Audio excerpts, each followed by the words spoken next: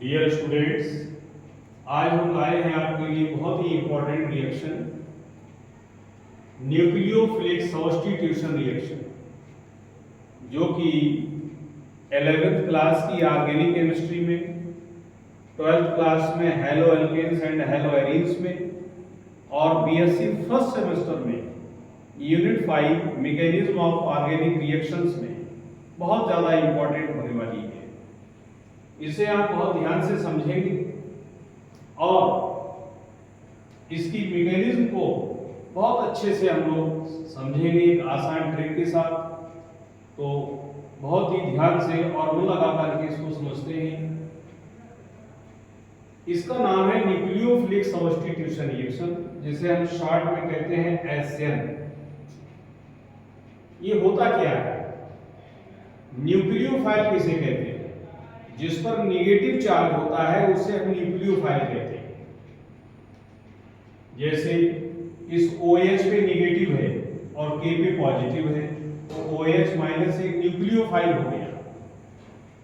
इसमें Cl पर partial negative है, कार्बन पे पार्शियल पॉजिटिव है, तो इसमें Cl नेगेटिव एक न्यूक्लियोफाइल हो गया। वह रिएक्शन जिसमें एक न्यूक्लियोफाइल किसी दूसरे न्यूक्लियोफाइल को सब्स्टिट्यूट कर दे, हटा दे, उसे कहेंगे न्यूक्लियोफिलिक सब्स्टिट्यूशन रिएक्शन। यहां पर OH माइनस Cl माइनस को रिप्लेस कर रहा है, so it is called nucleophilic substitution reaction. ये रिएक्शन 2 टाइप की होती है। Number 1 SN1 reaction, SN1 reaction, monomolecular nucleophilic substitution reaction, जिसका एग्जांपल है टर्शियरी ब्यूटाइल क्लोराइड का alkaline hydrolysis. The alkaline hydrolysis of tertiary alkyl halide is the example of SN1 reaction। अब इस पे हम ये 1 क्यों लगाते हैं? ये इसकी मैकेनिज्म से क्लियर होगा। इसकी मैकेनिज्म 2 स्टेप में कंप्लीट होती है। स्टेप फर्स्ट, सबसे पहले आप इस टर्शियरी ब्यूटाइल क्लोराइड को ले लीजिए और इसमें से इस क्लोराइड आयन को अलग कीजिए। जब किसी मॉलिक्यूल से उसका कोई भी पार्ट अलग होता है तो बहुत ही स्लो स्पीड से अलग होता है। कोई भी नहीं चाहता कि उसका कोई पार्ट अलग हो, आसानी से अलग हो जाए, लेकिन अलग होता है तो ये स्लो स्पीड से अलग होता है। अब ये अलग हो गया Cl नेगेटिव और कार्बन पे आ गया पॉजिटिव चार्ज, ये कहलाएगा टर्शियरी ब्यूटाइल कार्बोकैटायन। तो एक क्वेश्चन बनता है इस पर कि SN1 रिएक्शन का इंटरमीडिएट प्रोडक्ट क्या होता है? तो आपका जवाब होगा tertiary butyl carbocation. Step second में आप इसको उतार लीजिएगा।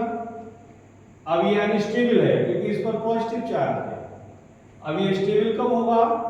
जब इस पर कोई आयन आकर के जुड़ जाएगा। तो जैसे ही ये OH नेगेटिव इसके कांटेक्ट में आता है, जो हमें KOH से मिलेगा। ये Q का मतलब होता है एक्वस। KOH का एक्वस सॉल्यूशन मिलाया, इससे हमको OH आयन मिला। OH आयन ने इस पे अटैक किया और बहुत ही स्पीड से फास्टली रिएक्शन हुई और इस स्टेप सेकंड को हम बोलेंगे फास्ट स्टेप रिएक्शन और फाइनल प्रोडक्ट हमें मिल जाएगा। अब आप जानते हैं कि रिएक्शन का रेट हमेशा स्लो स्टेप पर डिपेंड करता है। कभी भी फास्ट स्टेप पर रिएक्शन का रेट डिपेंड नहीं करता है। और स्लो स्टेप में केवल टर्शियरी ब्यूटाइल क्लोराइड का 1 मॉलिक्यूल पार्ट ले रहा है। So rate of reaction is directly proportional to the concentration of tertiary butyl chloride. तो इसमें 1 मॉलिक्यूल पर रिएक्शन का रेट डिपेंड कर रहा है, तो ये फर्स्ट ऑर्डर रिएक्शन होगी। जितने मॉलिक्यूल पर रिएक्शन का रेट डिपेंड करता है उस रिएक्शन का उतना ही आर्डर होता है, तो ये फर्स्ट ऑर्डर रिएक्शन होगी। इसीलिए हम लोग इसे SN के ऊपर लिखते हैं 1 और इसकी फुल फॉर्म हो जाती है मोनोमॉलिक्यूलर न्यूक्लियोफिलिक सब्स्टिट्यूशन रिएक्शन। अब SN1 रिएक्शन के प्रति अल्काइल हैलाइड की रिएक्टिविटी का क्या आर्डर होता है? तो टर्शियरी अल्काइल हैलाइड सबसे ज्यादा रिएक्टिव होता है SN1 रिएक्शन के लिए, उससे कम रिएक्टिविटी सेकेंडरी अल्काइल हैलाइड, उससे कम प्राइमरी अल्काइल हैलाइड, और सबसे कम होती है मिथाइल हैलाइड की रिएक्टिविटी। तो मुझे उम्मीद है डियर स्टूडेंट्स आपको SN1 रिएक्शन समझ में आई होगी। अब हम स्टार्ट करते हैं number 2 SN2 reaction. The alkaline hydrolysis of primary alkyl halide is known as SN2 reaction. ये प्राइमरी अल्काइल हैलाइड है, मिथाइल क्लोराइड एक्वस KOH इसमें मिलाया तो इसमें एक न्यूक्लियोफाइल दूसरी न्यूक्लियोफाइल को सब्स्टिट्यूट कर रहा है, so it is called nucleophilic substitution reaction. अब इसके ऊपर 2 क्यों लगाए भाई? इसका मतलब है कि रिएक्शन का रेट इसमें 2 मॉलिक्यूल पर डिपेंड कर रहा होगा, तो इसकी मैकेनिज्म से क्लियर होगा। ये CH3Cl हम लोगों ने लिखा और इस KOH से हमको जो OH माइनस मिलेगा न्यूक्लियोफाइल, ये इस पर अटैक करेगा और अटैक करने में क्या करेगा कि ये धीरे धीरे कार्बन के साथ बॉन्ड बनाना स्टार्ट कर देगा। इसका आधा बॉन्ड बन जाएगा, आधा भी नहीं बना है, तो C और Cl के बीच का आधा बॉन्ड वीक हो जाएगा। अब ये काम बहुत ही स्लो स्पीड से होगा, धीरे धीरे बॉन्ड बना रहा है। फाइनली क्या होगा, ये पूरा बॉन्ड बना लेगा और इसका Cl नेगेटिव के रूप में अलग हो जाएगा।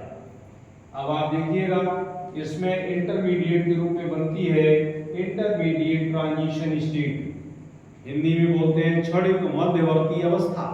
ये बहुत कम समय के लिए बनती है, तो ये स्लो स्टेप है और स्लो स्टेप में आप देखिए 2 मॉलिक्यूल पार्ट ले रहे हैं, तो रिएक्शन का रेट 2 मॉलिक्यूल की कंसंट्रेशन चेंज पर डिपेंड कर रहा है। अब जब 2 मॉलिक्यूल पर डिपेंड करता है तो इसे कहते हैं सेकेंड ऑर्डर रिएक्शन, या रिएक्शन का रेट 2 मॉलिक्यूल पे डिपेंड कर रहा है, so it is called second order reaction. अब इसमें रेट डिटरमिनिंग में 2 मॉलिक्यूल्स रिस्पॉन्सिबल हैं, इसीलिए इसे हम लोग बोलते हैं by molecular nucleophilic substitution reaction. SN2 reaction के लिए अल्काइल हैलाइड की रिएक्टिविटी का ये आर्डर होता है। Reactivity of methyl halide is greater than primary alkyl halide, is greater than secondary alkyl halide and is greater than tertiary alkyl halide. कहने का मतलब ये कि SN2 रिएक्शन सबसे जल्दी CH3X मिथाइल हैलाइड देगा, उससे देर में प्राइमरी, फिर सेकेंडरी और फिर टर्शियरी। ये हुआ आपका SN1 और SN2 रिएक्शन।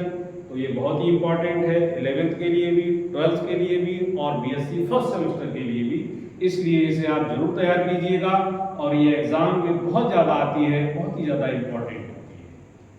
आप चाहे तो इसका स्क्रीनशॉट ले सकते हैं। मिलते हैं कल एक नई वीडियो के साथ। ओके।